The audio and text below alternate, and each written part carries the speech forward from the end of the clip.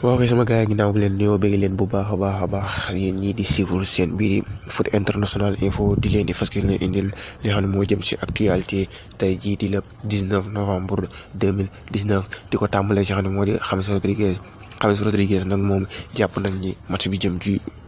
FC Barcelone ak ki nga xamante ni moo di Real Madrid ci classico boobu noonu jàpp nañ ni moom du ci mën a fubal ndax blessure bi nga xamante ni jamono ji amee na ko moom daal jàpp nañ ni du fubal ci li nga xam ne moo di ci classico boobu noonu bu ñu fi jógee dañ ciy tekki nga xam ne moo di Michel Platini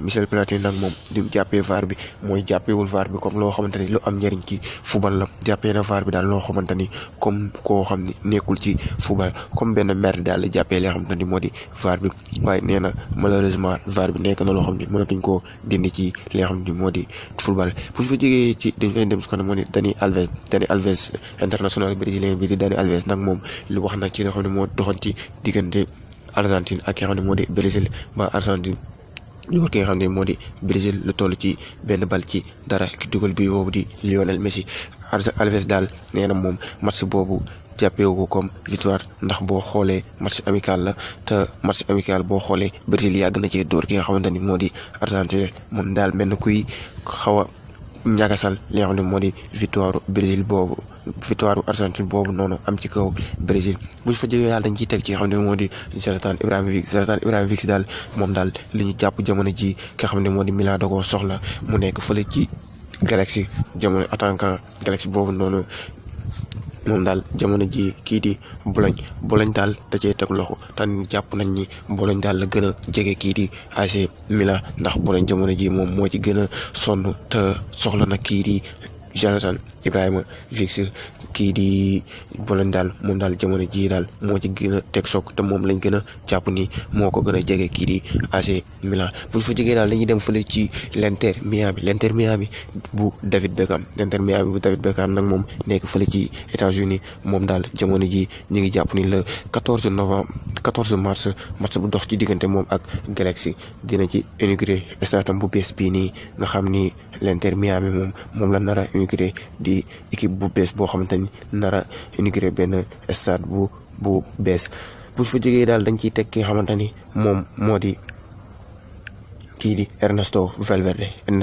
Valverde nag moom am 5 travaux yoo xam ne war na ko lijjanti si semaine bii nii ñu jàpp ni loo xam ne war naa mat 1 mois yoo xam ne ni Barcelone ci ay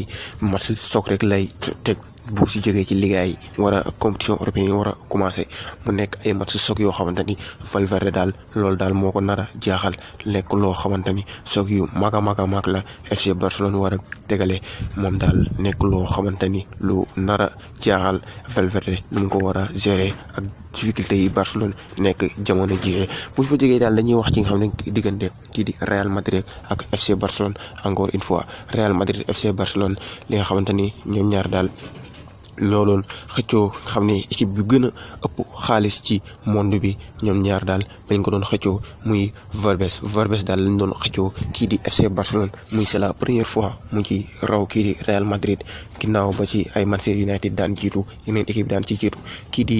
FC Barcelone daal ren jii moom moo raw ki nga xam ne moo di Real Madrid c'est la première fois nag ci histoire Verbes kii di ko ci raw Verbes daal bu ngeen ko déggee mooy li nga xamante ni équipe yi nga xamante ni ñoo ëpp xaalis ci monde bi gën a riche ci monde bi ren daal kii di FC Barcelone moo jël loolu nekk ci première bi la ki nga xam ne moo di FC Barcelone nekk ndaxte kii di FC Barcelone mi ngi am lu toll ci 852 millions d'euros mi nga xamante ni nekk loo xamante ni c'est la première fois muy raw ki nga xam ne moo di Real Madrid mu si topp mi ngi am lu toll ci 757 millions d'euros ñi si topp di Manchester United am lu toll ci 732 millions d'euros ki ci topp di Bayern Munich am lu toll ci 652 millions ñooñu daal ñoo nga xam ne ñooy gën a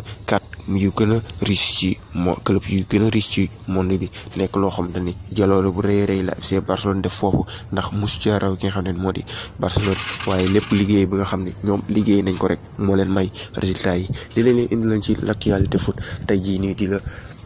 di mardi le 19 novembre 2019 li leen ci daal indiloon ci actualité foot li leen wax ñi abonné gul ci chaîne bi ngeen abonné di leen sant di leen gërëm ci déglu gi ak teewlu gi di leen sant bu baax a baax di leen wax ba beneen yoon incha allah